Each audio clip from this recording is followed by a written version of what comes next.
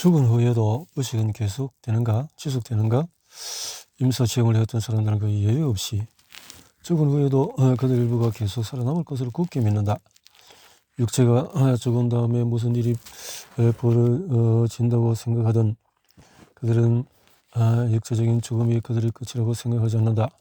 죽은 후에 정확하게 무슨 일이 벌어질지에 대한 생각은 사람마다 다르겠지만 사후 세계의 삶에 대한 설명에는 뭔가 되풀이되는 유형이 있다.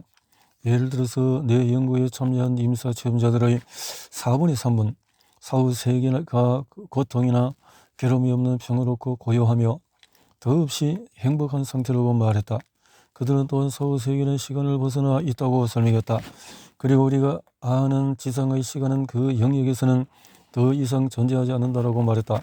임사 체험자들의 3분의 2는 자기 생각, 감정, 성격, 특성을 그대로 지닌 채 어떤 인식할 수 없는 형태로 계속 존재하지만 죽음 이후에도 계속 배우면서 영적으로 성장한다고 말했다. 임사 체험한 사람들의 절반 이상이 죽은 후에 우리는 삶을 돌아보면서 스스로를 판단하고 어떤 형태로든 살면서 한 일들의 결과에 직면해야 한다고 말했다.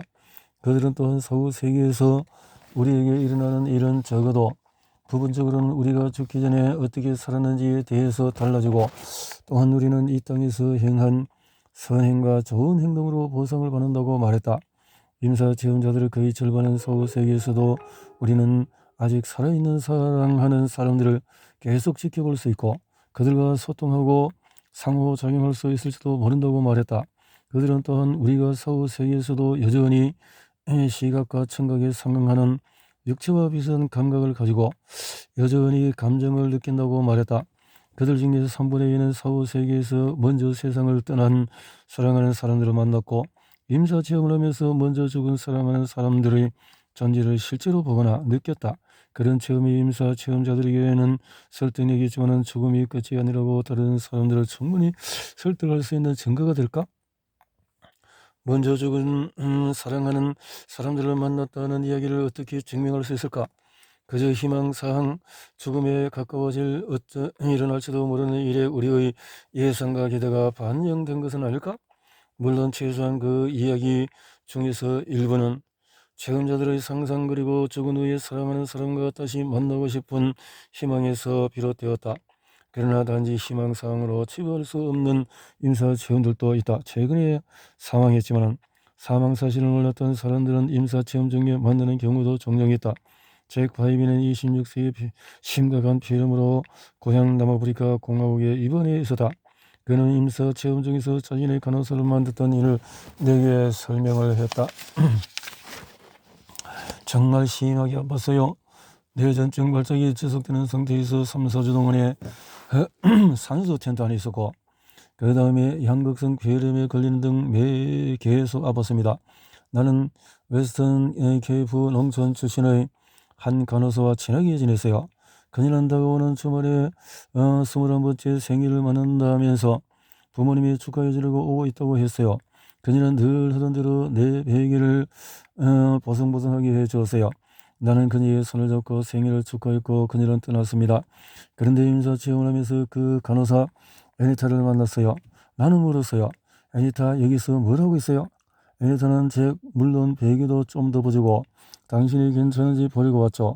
그런데 당신은 곧 돌아가야 해요. 돌아가요. 그리고 내 부모님에게 빨간색 MGB를 망가뜨려서 죄송하다고 이야기해줘요. 내가 그들을 사랑한다고도 전해줘요 라고 말했어요. 그리고 애니타는 가버렸어요. 아주 푸른 골짜기를 넘고 울타리를 통과해 가면서 내게 반대편에는 정원이 있어요. 그러나 당신은 올 수가 없어요. 나는 그 문을 통과해서 계속 가지만 당신은 돌아가야 하니까요 라고 말했어요. 회복된 후에 나는 한 간호사에게 애니타에게 들은 말을 했어요. 그 간호사는 울음을 터뜨리며 병실에서 뛰쳐나갔어요. 애니타와 그 간호사가 아주 친한 친구였다는 것을 나중에 알았어요. 애니타는 그녀를 끔찍하게 사랑하는 부모님이 빨간색 MGB 스포츠카를 선물해서 깜짝 놀랐어요. 애니타는 그 차에 뛰어올랐고 흥분한 상태로 테이블 마운틴의 경사면을 따라 드발 드라이브 고속도로를 질주하다 수어사이드 코너로 들어서서 콘크리트 전봇대를 들이박았어요. 무슨 일이 났을 때 나는 의식이 없었어요. 그런데 앞에서 말한 대로 애니타에게 무슨 일이 일어난지 알았어요. 내가 어떻게 이런 사실들을 알 수 있었을까요? 임사체험에서 애니타에게 들었으니까요. 15년 전에 제게 살아있다고 생각했던 그 간호사를 임사체험에서 만났을 때에 놀라움을 강조하면서 이 이야기를 했을 때 나는 그의 이야기 속에 이전에는 제대로 인식하지 못했던 뭔가 중요한 점이 있다는 사실을 바로 알아차렸다. 자살 시도 후에 부모님을 보았다는 헨리 이야기를 30년 전에 들은 것을 시작으로 먼저 죽은 사랑하는 사람들을 임사체험장에서 만났다는 체험자들의 이야기를 많이 들었다. 물론 헨리는 그의 부모님이 돌아가셨다는 사실을 알았고 더구나 그들을 간절히 보고 싶어 했다. 그래서 젊은 정신과 의사였던 나는 헨리가 부모님의 한정을 보았다고 의심했다. 하지만 최근 상황이 달랐다. 그는 간호사가 죽었다는 사실을 알 기회 없었다. 그리고 주말에 주모님과 함께 쉬고 있는 그녀를 보고 싶다는 생각도 못했다. 그런 이 희망사항이 투영이 된 것이 아닌 분명히 죽은 사람과의 만남이었다. 그리고 내게 이런 이야기를 한 임사체험자는 제뿐만이 아니었다. 제 그 이야기를 들은 해 후반기에 백세 로즈는 1차 세계대전중에서 폐렴으로 입원했을 때 겪은 임사체험 비슷한 경험을 내게 이야기했다. 전쟁 중에서 나는 병원에서 심하게 앓았어요. 어느 날 아침에 간호사가 들어와서 저에게 생명의 기미가 전혀 보이지 않는 것을 발견했습니다. 그녀는 의사와 수건선 호사를 불렀고 그들에게도 내가 죽은 것처럼 보였고 최소 20분 동안에 그런 상태로 있었다고 나중에 말해 주었어요. 그동안에 나는 아름답고 푸르게 물결치는 나라에 있었어요. 여기저기 아름답고 커다란 나무들이 있었고 나무니 불마치 부드러운 광채를 내뿜는 것 같았어요. 그때 나는 몇 명의 병사들과 함께 다가오는 젊은 장교를 보았어요.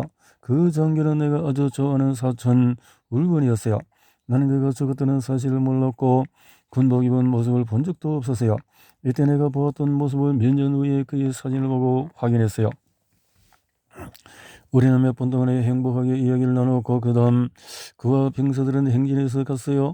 그 다음에 이 모든 병사는 전쟁터에서 죽음에 이른 다른 병사들을 맞이해서 돕도록 허락을 받아 가는 것이라고 내 옆의 존재가 설명했어요.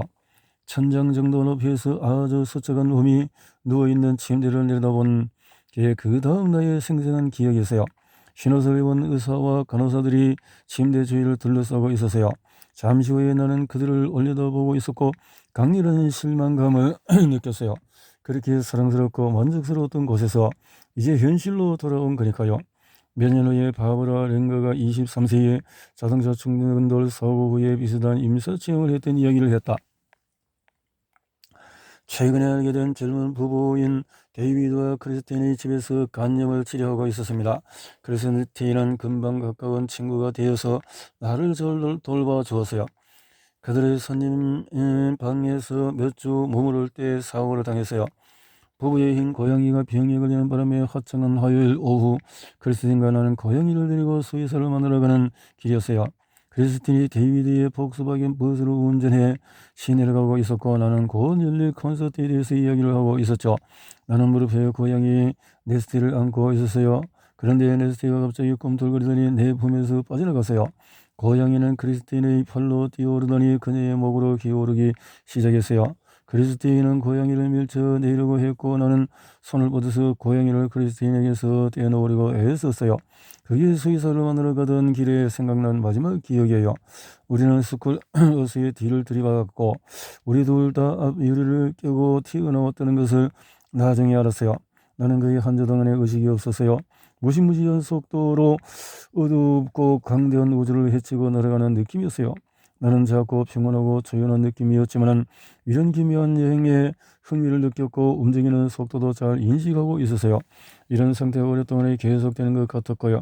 나는 둥글고 푸른 언덕으로 둘러싸인 계곡의 진녹색 초원에 혼자 있었는데 더할 나위 없이 행복했어요. 그곳에는 시내와 꽃들이 있었고 색깔들이 아름답고 강렬하고 분위기는 묘했어요.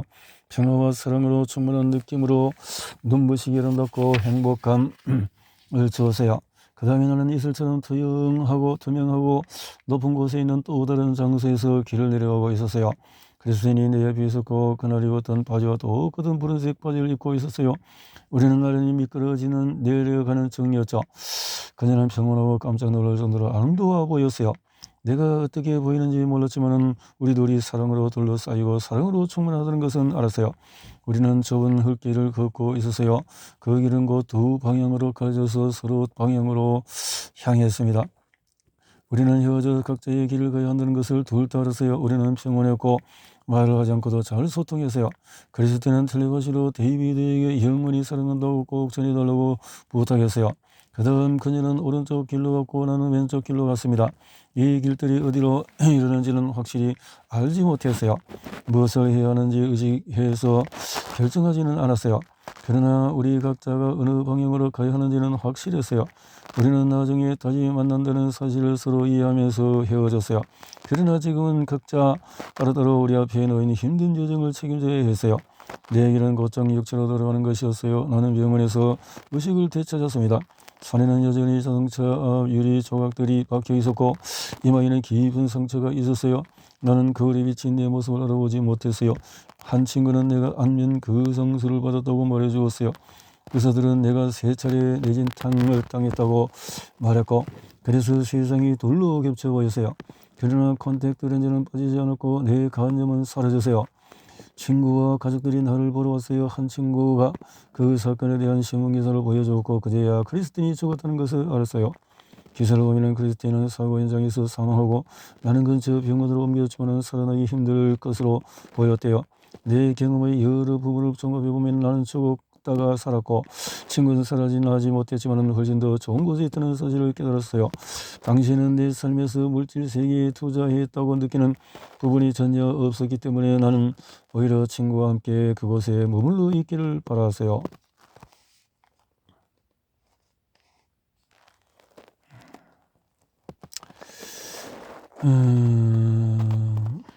그래서 잭 로즈와 바브라가 그들의 인사 체험에 대해서 내게 설명했을 때 나는 그의 탐지해 볼 만한 중요한 체험이라는 사실을 깨달았다. 먼저 죽은 사랑하는 사람을 만났다는 이야기는 임사 체험 사례에서 쉽게 찾아볼 수 있다. 내 연구에 참여한 모든 임사 체험자 중에서 거의 절반이 먼저 죽은 누군가를 만났다고 말한다. 나는 더 이상 그런 이야기가 환각이라고 섣불리 결론을 내지 않는다. 나는 또한 그런 이야기 대부분을 어떤 과학적인 증거로 여기지도 않는다. 먼저 죽은 사람을 만나고 싶은 임사 체험자들의 희망과 기도로 인한 영향을 빼놓고 생각할 수가 없다. 그러나 잭 로즈 바브라가 죽었는지 몰랐던 사람을 만났다고 하는 경우에는 죽은 사람을 다시 만나고 싶은 기대가 반영된 것이라고 마냥 치부할 수 없다는 것을 알았다. 그런데도 달리 가능한 설명이 있을까 하여 계속 찾았다. 이런 현상들이 이후에 만들어졌을 수도 있을까? 체험자들이 임사 체험에서 누군가를 만나고 사랑하는 사람이 방금 사망했다는 사실을 알게 된 후에야 기억을 더듬어 자신이 만난 존재로 새로 죽은 사랑하는 사람이라고 밝힐 수 있지 않을까? 일부 임사 체험에는 그런 일이 있을 수도 있지만 잭과 같은 경우는 다르다. 체험자들은 다른 사람에게 임사 체험 이야기를 하면서 그때까지 죽었다는 사실을 모르던 사람을 거기서 만났다고 말했다. 그런 체험이 여행일 수가 있을까? 즉 체험자들이 그때까지는 살아있었지만 곧 사망할 것 같은 누군가를 임사 체험에서 환영으로 만난 것은 아닐까? 만약 그렇게 설명할 수 있다면 체험자들이 임사 체험 중에서 죽은 사람으로 잘못 추측했지만 사실은 아직 살아있었던 경우도 있지 않을까? 체험자들이 임사 체험에서 아직 살아있는 사람을 만났다고 하는 경우도 있다는 사실이 밝혀졌다. 내가 모은 1,000건이 넘는 임사 체험 사례 중에서 7%는 임사 체험하던 사후 세계에서 아직 살아있는 누군가를 만났다고 말했다. 그러나 그렇게 드문 경우에도 모든 체험자는 그는 아직 살아있는 사람으로 설명했다. 그리고 대부분 그들이 체험자에게 돌아가자고 간청했다고 한다. 우리가 수집한 임사 체험 사례 중에서 체험자가 아직 살아있는 사람을 죽었다고 잘못 생각한 경우는 하나도 없었다. 죽었다는 것을 몰랐던 사랑하는 사람을 임사 체험에서 만나서 놀라는 경우도 흔하지 않지만 실제로 발생하기도 한다. 그리고 이런 사례는 전혀 새로운 것이 아니다. 여러 세대에 걸쳐서 기록이 남아있기도 하다. 로마의 역사가이자 박물가인 폴리니우스는 1세기의 카르피디우스라는 귀족에 대해서 기록했다. 포르피디우스가 호흡을 멈추자 의사는 사망 선고를 내렸다. 그래서 남동생을 유언 집행자 또 상속인으로 지명하는 코르피우스의 유언장이 공개되었다. 남동생은 장례식을 준비하려고 장례사를 불렀다. 그런데 시체를 방부 처리하던 탁자에서 코르피우스가 벌떡 일어나 앉더니 손뼉을 쳐서 장례사는 깜짝 놀랐다. 그는 보통 하인들을 부를 때 손뼉을 쳤다. 코르피우스는 자신이 방금 남동생이 집에 왔다고 알리면서 동생이 자신을 위해서 준비했던 장례식을 이제 스스로 위해서 사용해야 한다고 전해달라고 했다. 또한 코르피우스는 남동생이 자신의 딸을 잘 돌봐달라고 그에게 부탁했고 뜰 어디에 금을 몰래 묻어두었는지 보여주었다고 말했다. 의안이 붕붕한 장의사에게 코르피우스가 그런 이야기를 하고 있을 때 남동생 하인이 불쑥 들어와 주인이 방금 갑자기 사망했다는 소식을 전했다. 그리고 남동생을 가리켰다고 코르피우스가 말한 장소에서 실제로 파묻힌 금을 찾아냈다. 19세기에 이러한 유행의 상자고 문서화된 몇몇 사례가 발표되었다. 물리학자 엘리너 시즈윅은 집에 와 있는 여자 조카들을 위해서 노래 강사를 찾고 있던 한 영국 여성에 대해서 기록했다. 그 영국 여성은 전문 가수 훈련을 받은 지역 상인의 딸 줄리아에게 노래 강습을 맡겼다. 그 조카들이 돌아간 후에 줄리아는 아버지에게 그렇게 행복한 주를 보낸 적이 없었다고 말했다. 얼마 지나지 않아서 줄리아는 결혼해서 이사했다. 몇 년 후에 줄리아에게 강습을 맡겼던 그 여성이 병상에 누워 죽어가고 있었는데 몇 가지 사업 문제를 검토하던 중에서 갑자기 멈추고는 물었다. 노래하는 목소리가 들려요? 그 방에 누구도 듣지 못했지만 그 여성은 틀림없이 자신을 천국으로 맞이하는 천사들의 노랫소리라고 결론을 내렸다. 그런데 이상해요. 천사들 사이에 분명히 내가 아는 목소리가 하나 있어요. 누구 목소리인지는 기억할 수 없어요. 라고 또 보셨다. 그녀는 갑자기 위에 가리키며 아니 그녀가 방 한쪽 구석에 있어요. 줄리아예요. 라고 말했다. 다른 사람 아무도 보지 못했고 그 여성은 다음날 1814년에 2월 13일에 사망했다. 2월 14일 런던 타임스에 줄리아가 죽었다는 소식이 실렸다. 훗날에 줄리아의 아버지가 인터뷰하면서 줄리아는 죽던 날 아침부터 노래를 시작해서 죽을 때까지 계속 불렀어요. 라고 말했다. 조금 더 최근에는 KM 데일 박사가 부모 의료진이 36시간 동안 애태우며 밤샘 간호를 한 끝에 결국 열이 내린 곳에 에디의 사례를 말했다. 에디는 새벽 3시에 눈을 뜨자마자 천국에 가서 죽어난 할아버지와 로사, 고모 로렌조 삼촌을 보았다고 부모에게 이야기했다. 의사가 에디의 말을 엿듣고 열에 들떠 헛소리한 것이라고 묵살하자 아버지는 당황스러워했다. 에디는 19세의 누나 테레사도 보았는데 누나는 그에게 돌아가야 한다고 말했다고 덧붙였다. 그러자 아버지는 걱정이 돼서 에디에게 진정제를 투여해달라고 데일리 박사에게 부탁했다. 아버지는 960km 떨어진 다른 주에서 대학에 다니는 테레사와 이틀 밤 전에 함께 이야기를 나눴기 때문이다. 에디가 깨어난 날 다음 에디의 부모는 당장 그 대학에 전화했다. 그리고 테레사가 자정 직후에 자동차 사고로 사망했다는 사실을 알게 되었다. 대학 직원들은 부모에게 연락하려고 계속 집으로 전화했다고 말했다. 이런 체험이 그저 공상일까? 아니면 인사체험 중에 정말 죽은 사람들을 만나는 것일까? 사후세계에 대한 종교적인 믿음이 없던 나는 죽었다는 사실을 모르는 상태에서 임사체험 중에서 죽은 사람을 만났다는 이러한 환상을 설명하기가 불가능하지는 않더라도 매우 어렵다는 것을 알았다. 체험자들은 죽은 사람들이 그저 나타나기만 한 게 아니라 그들과 소통하고 무언가를 알려주었다고 말한다. 누구 혹은 무엇이 체험자들에게 이런 정보를 주었을까? 모든 사례에서 체험자들은 사망자에게 여전히 의식이 있고 자신과 상호작용도 했다고 설명했다. 그러려면 육체가 죽은 다음에도 의식이 남아있어야 한다. 나는 그것이 어떻게 가능한지 이해하기 어려웠다. 우리 몸이 죽어도 우리 의식은 끝나지 않는다면 그 의식은 어디로 가는 걸까?